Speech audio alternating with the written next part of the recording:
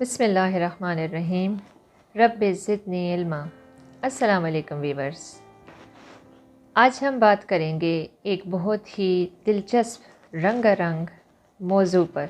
रंगारंग इसलिए कह रही हूँ कि इसमें आज हम बात करेंगे फूलों की, रंगों की, खूबसूरती की, सब्ज़े की और परिंदों की और उनकी चहचहाहट की। यकीनन आप समझ गए होंगे। जी हाँ, मैं बात कर रही हूँ विलियम वर्ड्सवर्थ की। William Wordsworth, who is known as romantic poet of 18th century, he was born on 7th April 1770 at Cockermouth, Lake District of England। England के एक बहुत खूबसूरत से डिस्ट्रिक्ट लैक डिस्ट्रिक्ट में आपकी पैदाइश हुई और लैक डिस्ट्रिक्ट नाम से ही हम पहचान गए डिस्ट्रिक्ट ऑफ लैक्स। खूबसूरत सरसब्ज और शादाब वादी थी जिसमें आपकी बर्थ हुई। His father's name was John Wordsworth and his mother name was any Coxon. When both his parents were when he was 13 years of age, तकरीबन 13 years के थे वर्ड्सवर्थ जब उनके पेरेंट्स की डेथ हो गई। तो आप अपने बाकी बहन भाइयों के साथ रहने लगे। 4 और बहन भाई थे, लेकिन उनमें से डोरथी आपकी सिस्टर थी जो आपके साथ थ्रू आउट द लाइफ रही। विलियम वर्ड्सवर्थ की शादी मैरी हचनसन से हुई जो आपकी बचपन की आपके साथ आपकी क्लास फेलो थी, आपके साथ पढ़ती थी और वो बचपन से आपकी आपस में फ्रेंडशिप थी। आपने अपनी इनिशियल एजुकेशन जो थी वो सेंट जॉन्स कॉलेज कैम्ब्रिज से हासिल की और यही वो दौर था कि इस अरसे में आपने राइटिंग स्टार्ट कर ली थी, लेकिन आपकी राइटिंग की पोइट्री राइटिंग की पब्लिकेशन नहीं हुई थी। जब आप सेंट जॉन्स कॉलेज में पढ़ते थे तो समर वेकेशन में आप और आपकी सिस्टर डोरथी आप दोनों एक दफ़ा फ्रांस के विज़िट पर गए, स्विट्ज़रलैंड के विज़िट पर गए और वहाँ पर वॉक करते हुए आपको वो ग्रीनरी और वो खूबसूरती बहुत अट्रैक्ट करती थी। यही वो अरसा था जो आपने फ्रांस में गुजारा, तो आप फ्रेंच रेवोल्यूशन से बहुत ज़्यादा इम्प्रेस हुए और आपके जो आइडियाज़ थे, आप इंथुजियास्ट थे काफ़ी ज़्यादा फ्रेंच रेवोल्यूशन के लिए और आपके आइडियल्स जो थे वो फ्रेंच रेवोल्यूशन की तरह बन गए। यही वो अरसा था जब आपने फ्रांस में गुजारा और वहीं पर आपकी फ्रेंडशिप हुई एनेट वालन से और उनसे फिर आपकी एक डॉटर भी थी कैरोलिन, जिसके लिए आपने बहुत सारी पोएम्स लिखी हैं और थ्रू आउट द लाइफ आप कैरोलिन की लुक आफ्टर करते रहे, उसके लिए आप भेजते रहे हैं, उसको गिफ्ट करते रहे हैं और उसकी रिस्पॉन्सिबिलिटी आपने उठाई। 1795 वो टाइम था जब वर्ड्सवर्थ ने अपने रिलेटिव से उनको लेगेसी में एक हाउस मिला और वो और उनकी सिस्टर वहाँ पर डॉरसेट में रहने लगे। कुछ अर्सा आपने उधर गुजारा और उसके बाद फिर आप शिफ्ट हो गए वहाँ से 1797 में समरसेट को, और समरसेट वो जगह थी जहाँ पर सैमुअल टेलर कॉलरिज रहते थे और वहाँ आपकी सैमुअल टेलर कॉलरिज से मुलाकात हुई, वहीं आपकी फ्रेंडशिप हुई और कॉलरिज जो कि आपकी पोइट्री को बहुत ज़्यादा अप्रिशिएट करते थे, तो दोनों ने कोलैबोरेशन में मिलकर फिर उसके बाद लिरिकल बैलेड्स जो थी उनको पब्लिश कराया।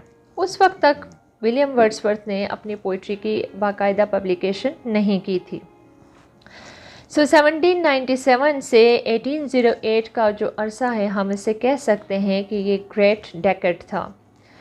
1798 में वर्ड्सवर्थ और कॉलरिज ने मिलकर अपनी first publication that was the lyrical ballad की पब्लिकेशन करवाई। इसमें तकरीबन 23 पोएम्स थी, 19 पोएम्स कॉलरिज की थी और 4 पोएम्स वर्ड्सवर्थ की थी, जिनमें कि फेमस पोएम वर्ड्सवर्थ की टिंटन एबे और कॉलरिज की जो एंशिएंट मैरिनर है वो इसमें शामिल थी। इन 1799 आफ्टर विज़िट टू जर्मनी आप कॉलरिज के साथ और डोरथी के साथ आप जर्मनी गए और आपने वहाँ कुछ स्टडी की। तो फिर वहाँ से वापसी पर आपने फेमस अपनी पोएम लिखी जो जिसके वो लाइन्स हैं बहुत famous, I wonder lonely as a cloud that float on vale over high and hill. ये पोएम आपने लिखी। फिर 1800 में preface to lyrical ballad publish हुई। In fact lyrical ballad 3 times publish हुई। 1802 में फिर इसकी दोबारा 1800 में इसकी दोबारा से पब्लिकेशन हुई और इसके नाम के साथ प्रेफेस, आपने इसमें प्रेफेस का एडिशन किया। पहले वाले में प्रेफेस नहीं था, वो सिर्फ लिरिकल बैलेड थे, और सेकंड में उसमें एडिशन हुई प्रेफेस टू लिरिकल बैलेड। 1802 में आपकी शादी हुई मैरी हचिंसन के साथ। विलियम वर्ड्सवर्थ को कहा जाता है ही इज़ रिवाइवलिस्ट। रिवाइवलिस्ट इस वजह से कि आपने जो आपसे पहले पोइट्री की एक जो क्लासिकल स्कूल ऑफ थॉट था, आपने उसके ख़िलाफ़ रिवोल्ट किया। और आपने क्लासिकल स्कूल ऑफ थॉट में, क्योंकि पोइट्री को एक ख़ास फॉर्मल स्टाइल में लिखा जाता था, पोइट्री में वो बड़े आर्टिफिशियल और फॉर्मल स्टाइल था, लेकिन वर्ड्सवर्थ ने, क्योंकि वो फ्रेंच रेवोल्यूशन से बहुत ज़्यादा मोटिवेटेड था, इम्प्रेस था, तो उन्होंने पोइट्री के स्टाइल को चेंज किया। उन्होंने कहा कि पोइट्री जो है it should be for a common man, can be on any topic, that is from a common man to a village life to a childhood, any topic can be chosen for writing a poetry similarly. फिर उन्होंने कहा कि diction of a poetry should be very simple, बजाय इसकी कि कलॉकियल style को adopt किया जाए, क्योंकि क्लासिकल स्टाइल में कलॉकियल स्टाइल था। तो उन्होंने कहा कि इसके अगेंस्ट बिल्कुल कॉमन लेमैन की डिक्शन होनी चाहिए, पोइट्री को उसमें लिखना चाहिए। इसके अलावा आपकी पोइट्री का आपकी थ्योरी ये थी कि सिंपल और नेचुरल होनी चाहिए और नेचर पे होनी चाहिए। Return to nature is his motive, basically that was his motive, to return to nature. Nature पे आपने लिखा और नेचर पे आपने लिखने को प्रेफर किया। आपने पोइट्री की डेफिनेशन भी दी कि poetry is the spontaneous overflow of powerful imagination feelings. It takes its origin from emotion recollected in tranquility. और in fact आपने liberty pi from literary rules and convention, के आपने कहा कि लिटरेरी रूल्स और कन्वेंशन को फॉलो नहीं करना चाहिए। Poetry is spontaneous overflow of imagination of your feeling, कि आपकी जो फीलिंग है वो स्पॉन्टेनियसली फ़्लो करते हैं, और जब आप स्पॉन्टेनियसली फ़्लो करते हुए में फीलिंग्स को आप लिखते हैं तो वो आपकी पोइट्री है। इसके लिए कोई हार्ड एंड फास्ट रूल्स नहीं होने चाहिए, कोई कन्वेंशंस नहीं होने चाहिए, it should be free of that. इसी वजह से, क्योंकि आप नेचर पे लिखते थे, आपको पोइट ऑफ नेचर भी कहा गया, आपको हाई प्रीस्ट ऑफ नेचर भी कहा गया, और वर्शिपर ऑफ नेचर भी कहा गया। और आप समझते थे कि नेचर इज़ अ हीलर। ये आपकी पोइट्री की कुछ नेचर के बारे में आपकी थॉट्स थी। नेचर से आप बहुत ज़्यादा इम्प्रेस थे और नेचुरल इंस्टिंक्ट, नेचुरल चीज़ों पर आपने पोइट्री अपनी ज़्यादा लिखी। Wordsworth consider nature as living soul, कि एक ज़िंदा रूह है, and it is a great teacher of man, कि इंसान के एक बहुत बड़ा, ये नेचर जो है एक टीचर है। आपके वक्त में और भी पोइट्स थे जैसे बायरन, शेले, कीट्स।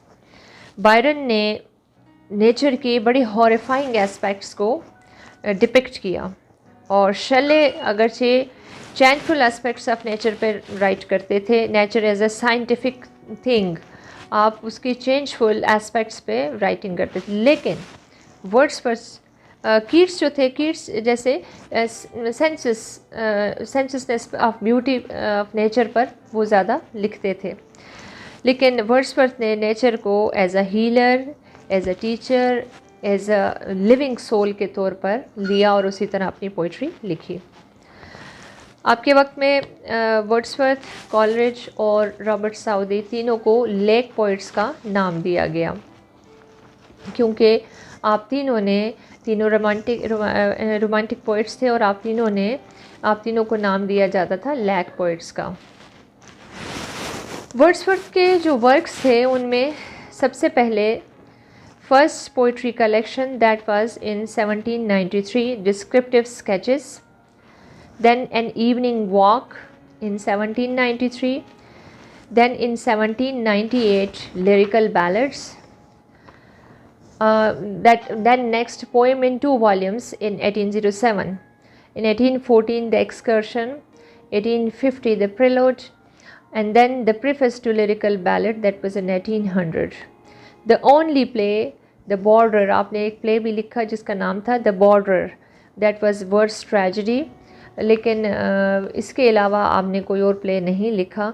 ये आपकी पोइट्री की कलेक्शन थी।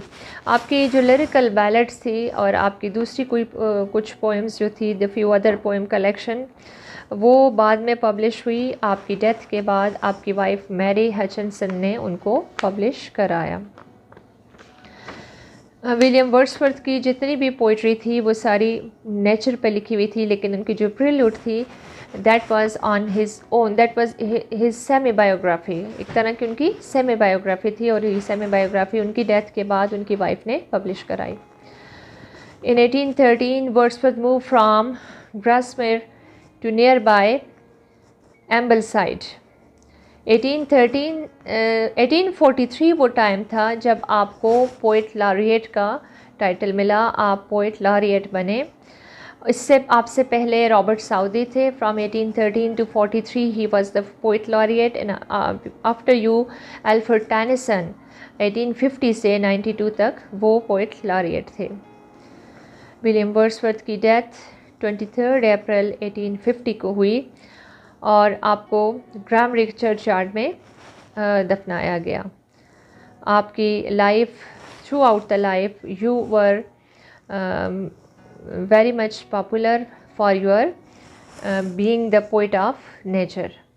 So विलियम वर्ड्सवर्थ को हमेशा पोइट ऑफ नेचर के तौर पर याद रखा जाता है। Thank you. With these words, please like, share and subscribe my channel.